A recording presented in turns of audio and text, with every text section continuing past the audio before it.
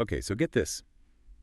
Today, we're diving deep into something that's, well, kind of spicy.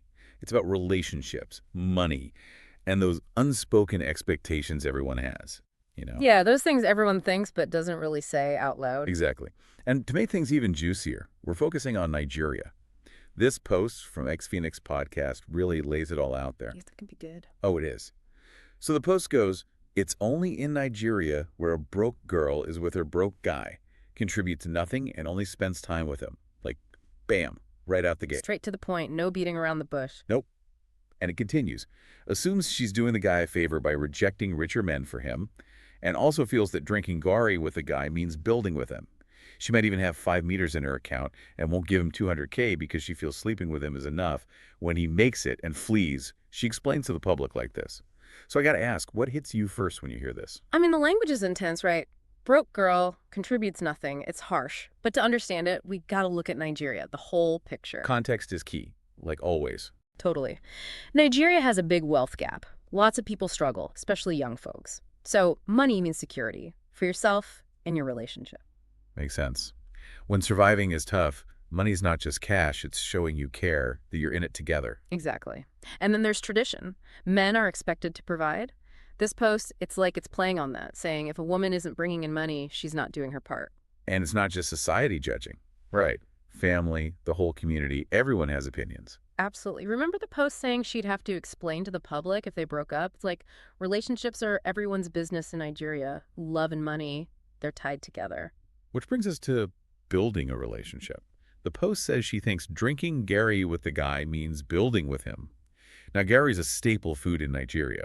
Affordable, even called the food of the masses. Yeah, drinking Gari, it means going through tough times together.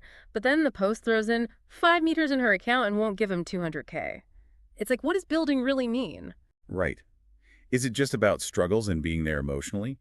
Or is it cold, hard cash that matters? And that's where it gets interesting. The post, it's got a very specific idea of what counts. Money equals building, nothing else. It's like it forgets all the other things a partner might do. All the stuff that's hard to see, the emotional support, keeping the house running, all that. Exactly. And that's why we need to look at it from other angles. What about relationships where each person's good at different things? Maybe one's amazing with money, the other's the emotional rock. Are those relationships less real because they don't fit this mold? It makes you think maybe this post is more about fear. Fear of getting used, not that love should be a business deal. Remember, the guy leaves her once he's rich. Interesting point. And that ending, it adds another layer, doesn't it? Is it saying society's expectations create these situations? Or is it a genuine worry about unequal effort in relationships? So much to unpack.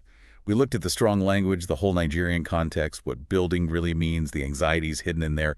But what's the big takeaway for our listeners? What should they be thinking about after this deep dive? You know, it reminds me that love and money, they're always tangled up. And how they're tangled, that changes with each culture. This post, it might be about Nigeria, but it makes us think about our own relationships. What does building a life mean to us? How does where we come from, our values, affect how we see love and money? Those are the questions to think about. Heavy stuff, but important stuff. Always good to dig deep and challenge your own thinking. Absolutely. Well, that's a wrap for this deep dive. Until next time. See you then.